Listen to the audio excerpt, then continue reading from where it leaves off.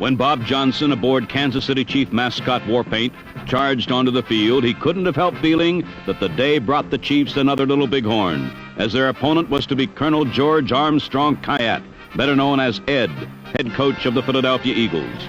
Kayat led the 0-5 Eagles into Arrowhead Stadium, and most expected the Eagles to leave with their spotless record intact. For today's game, Kayat chose to go with veteran Pete Lisk at quarterback and not risk rookie John Reeves Syke on the slings and arrows of the Chief defense. Including the exhibition season, the Eagles had lost 9 straight games. But while the Eagles have been remarkably consistent, poor every week, Hank Stram's Chiefs have been in and out. And the little general thinks it's time his team played up to their preseason press. Picked as one of the favorites to go to the Super Bowl, the Chiefs are currently mired in a 3-2 record and trail the Raiders in the AFC West Division. The game marks the first meeting ever between the Eagles and Chiefs, and it's a critical one for both teams. The Eagles need a win to gain respectability, and the Chiefs need the win to keep abreast of the Raiders. This is the NFL Game of the Week, the Philadelphia Eagles versus the Kansas City Chiefs.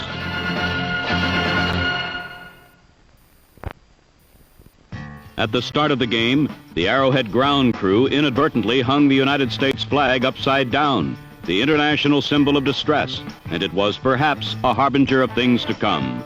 Surely, the Eagles were distressed, for with the league's lowest scoring offense, they had to go against one of pro football's premier defenses. And on Philadelphia's first 2 plays, both runs, most people saw what they expected. The Eagles could not get outside and had even less success in the middle as Poe James was forced to recover his own fumble.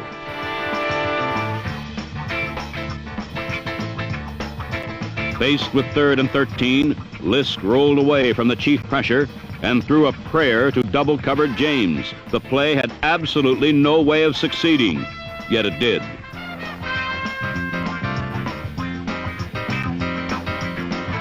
Ben Hawkins grabbed a rebound off Mike Sensabaugh's toe and completed a 67-yard play.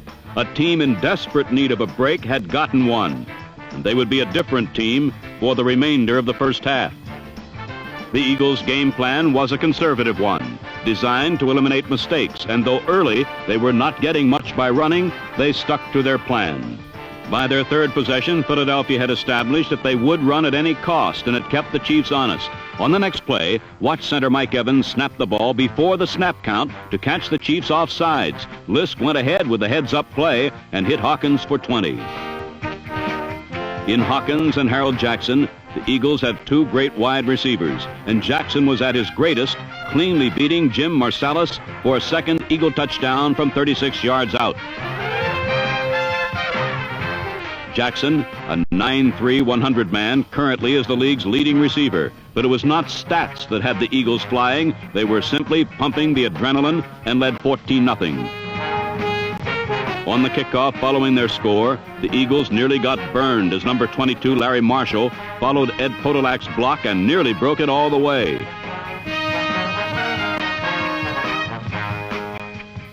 Tom Dempsey, number 19, the Eagles kicker, made the tackle with only Al Nelson backing him up. Dempsey, despite a birth defect that affected part of his right foot and arm, is one of the game's best kickers. He is in the record book for a 63-yard field goal, but inside Dempsey nurtures a true athlete's desire to play. He has often said that he wants a shot at playing defense and relishes the licks he can get on the kickoff team. Dempsey's tackle perhaps inspired the Eagles' defense, for in the 2nd quarter they swiped one of Lenny Dawson's passes. Ron Porter snatched a deflection, and the Eagles had a turnover, although they nearly gave it right back. Bill Bradley saved the Eagles with the recovery, but the Eagles could not move this time and were forced to punt. On the play, the Eagles got yet another turnover. Larry Marshall received the punt with enough room to get to the wall, but when hit by Tom Bailey, number 31, he lost the ball.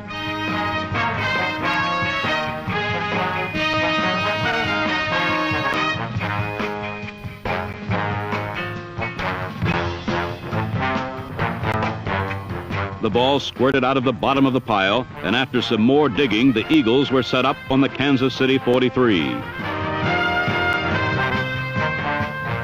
Just 2 plays later, Lisk heaved one for Jackson, who this time beat Marsalis by even more.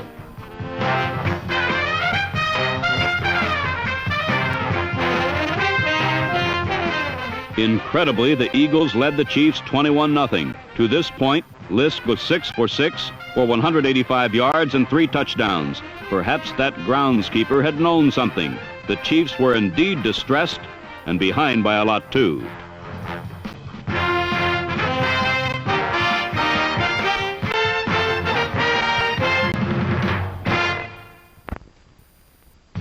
On the kickoff, following the Eagles' third score, they were nearly caught again. This time, Marshall chose the sideline and raced 48 yards.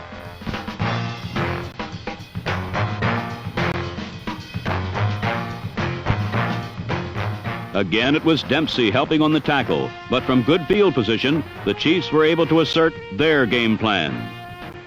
The Chiefs' offensive line of tackle Dave Hill, number 73, guard Mo Moorman, number 76, center Jack Rudney, number 58, guard Ed Buddy, 71, and tackle Jim Tyrer, 77, is one of the finest blocking units in the game. They average 8 years pro experience and were expected to dominate the Philadelphia defensive line. But the Eagles were charging hard, and Dawson had to go to screens to neutralize the hard rush.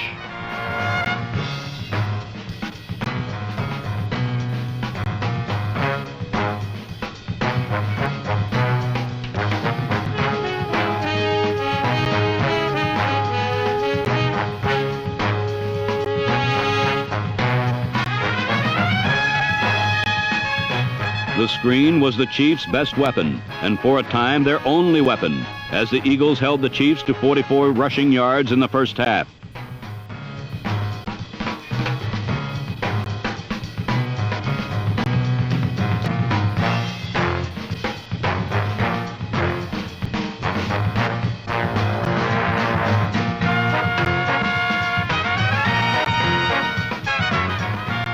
When Dawson tried to pass, he rarely had time to even set and look before he had to hightail it.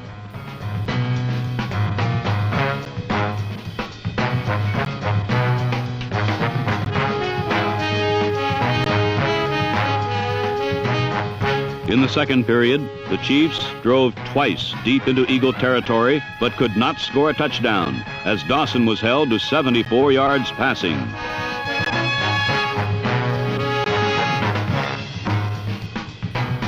Repeating the last play reveals that the Eagles actually should have sacked Dawson, but the good pressure by Houston Antwine, number 75, and Gary Pettigrew, number 88, gave him little time to look downfield, and he gained a scant yard.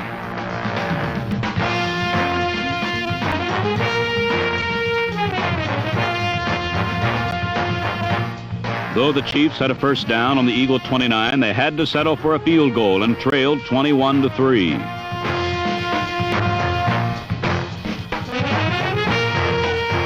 After the field goal, the Eagles began another drive. Bombed into pass consciousness, the Chiefs missed Larry Watkins, number 34, who slipped through for 28 yards. But now, when they had a beautiful balance going, Lisk made his first mistake, underthrowing Kent Kramer. Willie Lanier intercepted with 2 minutes left in the first half. The Chiefs began a drive that would reach the Philadelphia 25, but again the Eagles made the big defensive plays. A hard rush by Don Hultz, number 83, nailed Podolak in the backfield, and somewhere between Hultz and the ground, Podolak lost the ball.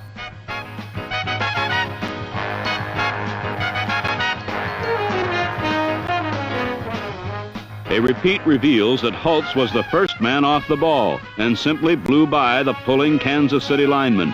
He also punched the ball loose, but the Chiefs maintained possession and got another field goal to trail 21-6. The Chiefs had scored 6 straight points and were perhaps beginning to assert themselves, as Billy Wallach would find out 35 yards into his return.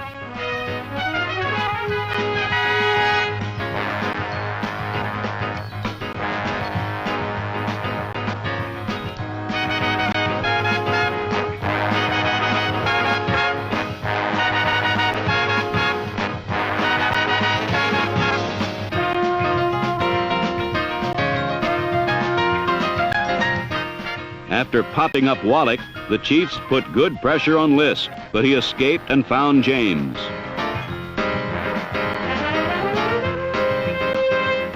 But James fumbled when hit hard by Bobby Bell and Willie Lanier. Jim Kearney, number 46, recovered and might have gone all the way had he not forgotten the ball. It was another break for the opportunistic Eagles, who were not playing like 0-5. Instead, it was the Chiefs who were on the ropes, trailing at the half, 21-6.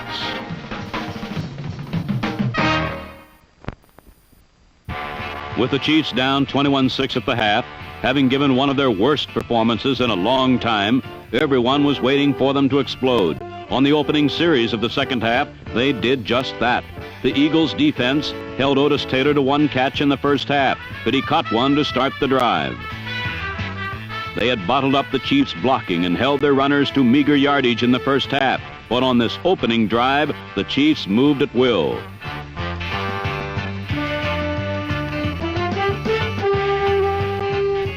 With Wendell Hayes and Ed Podolak running 9 of the 10 plays, the Chiefs ended in the Eagles' end zone, with Podolak following right guard Mo Moorman on an 11-yard touchdown.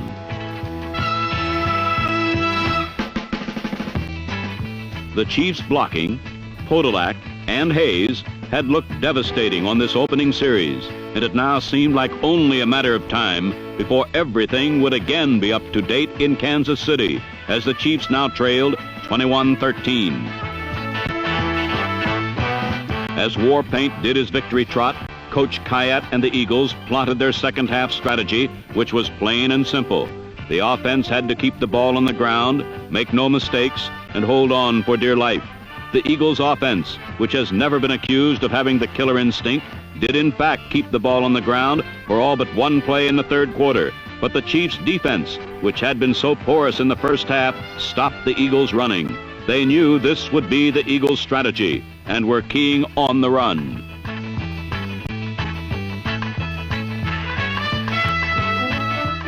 Bill Bradley kept the Chiefs from returning his punts, as we follow bomb squatter Tom Bailey, number 31, on his journey to down Bradley's punt. Bradley is the spark of the Eagles' defense, an All-Pro last year at free safety. His punting, punt returning, and play at free safety have made number 28 the outstanding member of the team again this year. He continued to play well in the third quarter, breaking up Dawson passes.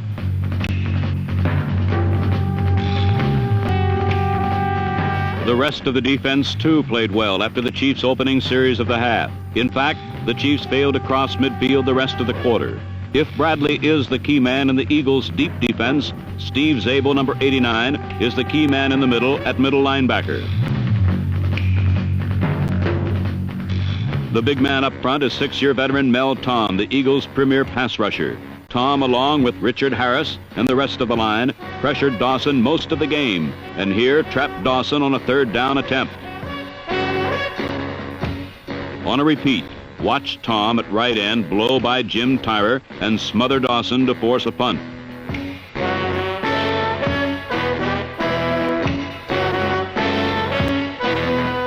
Bill Bradley then set the Eagles up near midfield with this return near the end of the third quarter.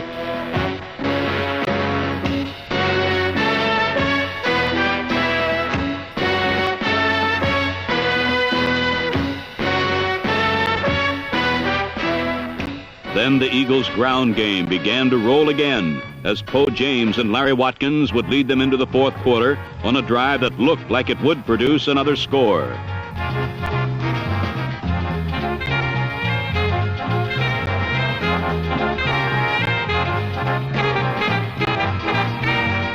Watch the two Eagle guards pull left. The Chiefs' tackles went with them for an instant, letting Watkins quickly shoot through the hole for a big gain. Influence blocking at its best. Poe James is the first back with outside speed the Eagles have had in a long time, and he had a big day sweeping against the Chiefs, who are usually impossible to run wide on. But James's long run was nullified due to a penalty, and the Eagles' drive was stopped when Pete Lisk was betrayed first by his receiver Kent Kramer, then by his own arm.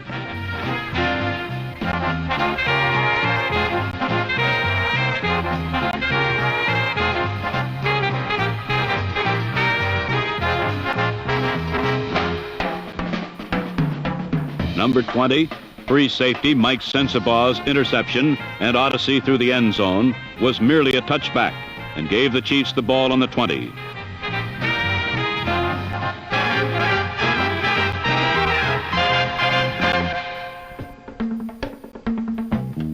With 11 minutes to play, everyone again awaited Dawson's offense and his big play attack to strike. But the Eagles' defense kept holding on, pursuing well the wide running plays, bottling up the inside, and harassing Lenny the Cool into hurried, inaccurate passes. The Eagles' defense had sparked them to a good finish last year, but had been one of the worst in the league thus far this season. They were redeeming themselves in this game.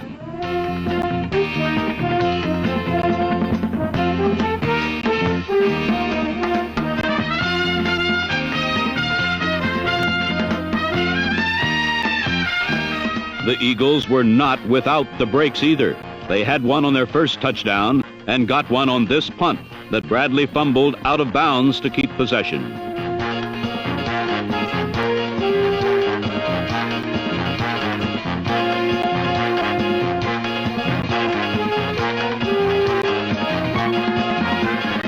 From here, Curly Culp, Jim Lynch and company again stopped the Eagles cold as Watkins and James moved backwards under the force of the Kansas City crunch.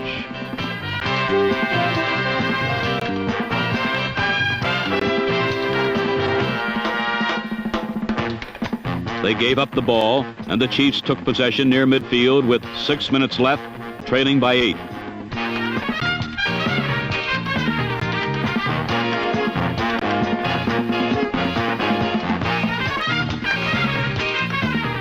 From here, Dawson concentrated on his short game, using his setbacks on runs and outlet passes, disdaining Otis Taylor, who was being double covered. But this is Taylor's worth. He is almost always doubled, and this will leave one of the other Chief receivers open.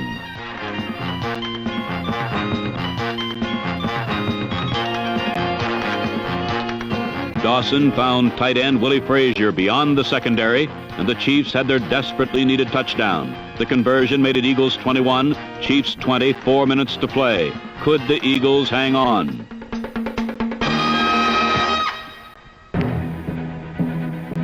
The Chiefs nervously watched Stenerud's kickoff as the Eagles' offense would take over at their own 20 to try and run the clock out. They would not be able to do it, although Lisk crossed up the defense with a pass that gave them a first down and some more time.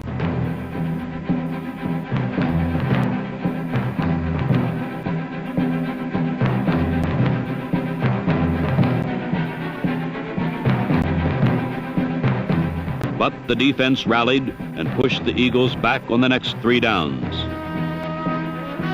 Lisk was disheartened at not being able to control the ball for the remainder of the game, and Philadelphia had to punt with 2 minutes left.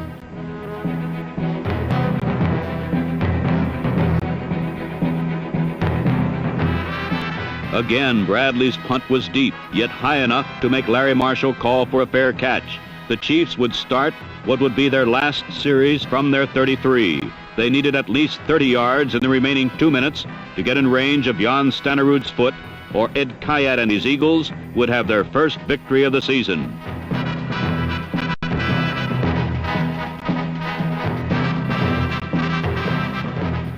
First down.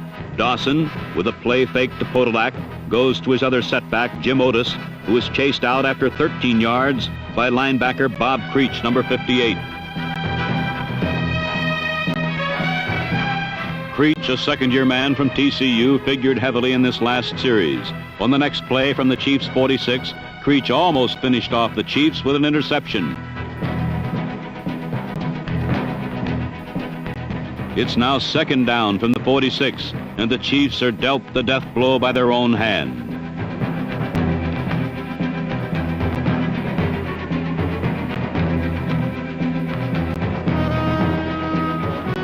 The fumble is recovered by Lenny Dawson, but the play loses 30 yards back to the Chiefs' 17. Dawson can't go deep now. The Eagles are in a prevent defense. So on third and fourth downs, he goes for the medium-range passes, but both fail. The fourth down play broken up by Bob Creech, number 58.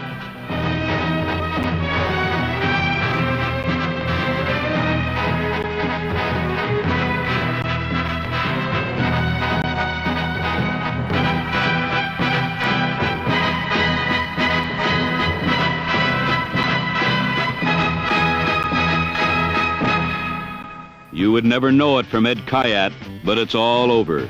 The Eagles take over on downs with seconds left, and Pete List gratefully runs out the final moments himself. Finally, after a dismal preseason and 5 straight humiliating performances in their regular season, the Eagles had a victory, and Coach Ed Kayat couldn't wait to show it off. It had taken what Kayat knew it would take to have to beat any team, let alone the Chiefs, and he had finally gotten it from his team. A running attack that was more than a prayer at setting up the passing. Good blocking, accurate passing, few mistakes, a little bit of luck, and a strong defensive effort. He had gotten all of it in this game, and the team deserved their first victory, which cost them perhaps the first pick in the draft next year.